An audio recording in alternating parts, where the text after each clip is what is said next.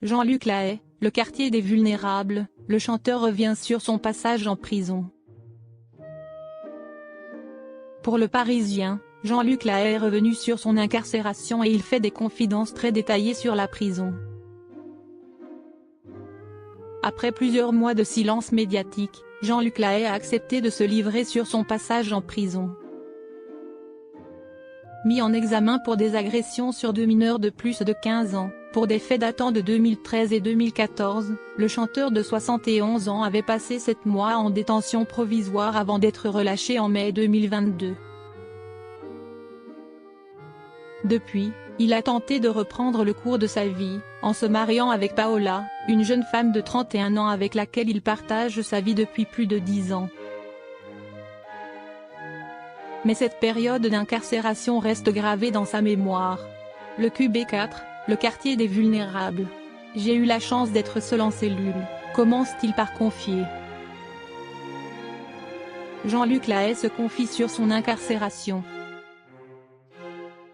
Jean-Luc Lahaye poursuit, pendant près de 7 mois, j'ai découvert une solidarité formidable et vécu des situations d'extrême tristesse, comme le suicide de Jean-Luc Brunel, qui s'est pendu de désespoir, raconte-t-il dans les colonnes du Parisien, le 27 juillet 2025. Ce passage en maison d'arrêt a été pour lui une épreuve marquée par des rencontres inattendues, notamment avec l'ancien agent de mannequin Jean-Luc Brunel, accusé par plusieurs top modèles de viol et d'agression sexuelle. J'ai fait sa dernière promenade, confie le chanteur, visiblement marqué par ce souvenir.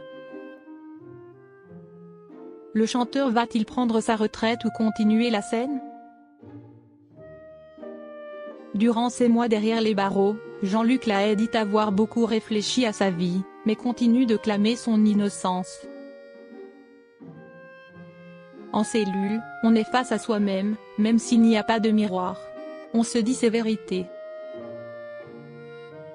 Je me suis dit que j'avais fait beaucoup de hors-piste après une enfance dure et solitaire, mais pas le genre de hors-piste dont on m'accuse, insiste-t-il.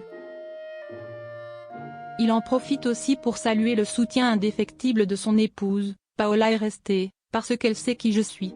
Elle venait 3 fois par semaine au parloir. J'ai vu à quel point une femme pouvait être courageuse. Malgré les accusations qui pèsent toujours sur lui et une procédure judiciaire en cours, Jean-Luc Lahaye entend bien poursuivre sa carrière musicale. La scène, c'est toute ma vie, c'est mon oxygène.